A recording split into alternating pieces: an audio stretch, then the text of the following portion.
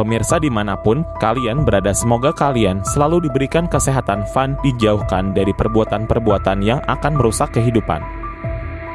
Di video kali ini, kita akan membahas pedagang martabak yang terlilit hutang. Kisah ini terjadi di kota Bekasi. Pedagang ini bernama Wisnu Darmanto. Kehidupan Wisnu sebelumnya bisa dibilang sudah berkecukupan. Sebelum dunia perjudian menghampirinya dan sebelum kita membahas kisah Wisnu, alangkah baiknya buat kalian yang belum bergabung melakukan like, komen, dan subscribe. Jika sudah, mari kita bahas kisahnya.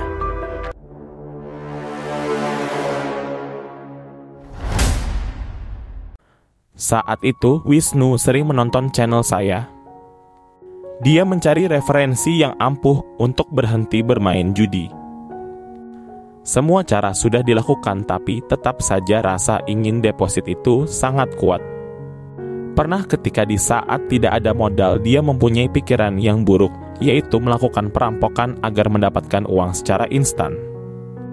Tapi beruntung Wisnu saat itu berpikir beberapa kali yang pada akhirnya niatannya pun tak dia lakukan.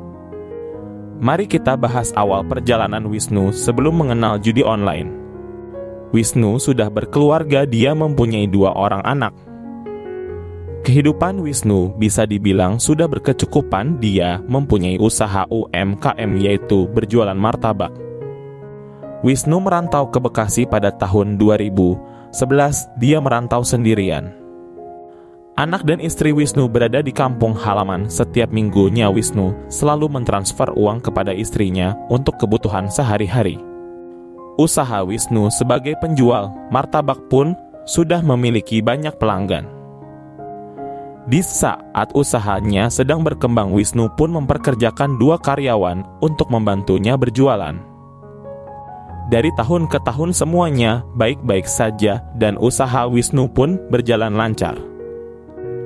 Sedang lancar-lancarnya usaha, tiba-tiba datanglah virus pandemi, di mana pada saat itu pedagang UMKM dibatasi jam kerjanya. Dari situ usaha Wisnu mulai goyah karena customer takut tertular virus. Lambat laun Wisnu pun nyari sampingan agar mendapatkan uang tambahan. Dan pada saat itu banyak sekali yang melakukan live streaming game slot yang membuat Wisnu penasaran. Sebelum mencoba untuk bermain, Wisnu mempelajari cara kerja game slot itu dengan cara memperhatikan setiap orang yang sedang melakukan live streaming. Setelah Wisnu sudah memahaminya, akhirnya Wisnu pun daftar ke situs perjudian yang direkomendasikan oleh kreator yang melakukan live streaming. Wisnu melakukan deposit kecil-kecilan pada saat itu, dan dikit demi sedikit Wisnu melakukan deposit dengan nominal yang lumayan besar. Wisnu terdoktrin oleh para konten kreator yang saldonya sampai puluhan juta rupiah. Saat itu Wisnu selalu diberikan kemenangan. Tidak tanggung-tanggung Wisnu diberikan kemenangan setiap minggunya sampai puluhan juta rupiah. Dari sana Wisnu sudah malas berjualan martabak. Dia hanya fokus mencari tutorial dan pola agar tetap hoki. Beberapa bulan pun berlalu, terlihat Wisnu sudah mulai tidak terkontrol, dan situasi ini yang dimanfaatkan oleh pemilik situs. Mental Wisnu dipermainkan oleh para admin situs judi online, di mana kemenangan Wisnu telah disetting agar emosi Wisnu tidak terkontrol. Kemenangan Wisnu pun hanya diatur 30 dari total deposit. Jadi semisalnya Wisnu deposit 1 juta, kemenangan dia hanya sampai 1,3 juta saja. Setelah mencapai nominal tersebut, Wisnu akan disedot sampai tabungannya terkuras. Wisnu pun tidak bisa mengontrol emosionalnya yang akan membuatnya hancur. Dan benar saja tabungan Wisnu habis dipakai deposit. Wisnu tidak terima uang tabungannya habis begitu cepat, yang pada akhirnya dia meminjam uang kepada bank senilai 30 juta. Uang itu dia putar di situs yang sama dan pada akhirnya uang itu habis dalam kurun waktu 24 jam. Wisnu yang saat itu masih dilanda emosi pun melakukan pinjaman online di beberapa aplikasi. Pinjaman online itu pun cair karena data Wisnu masih bersih. Lagi dan lagi uang itu pun akhirnya habis lagi.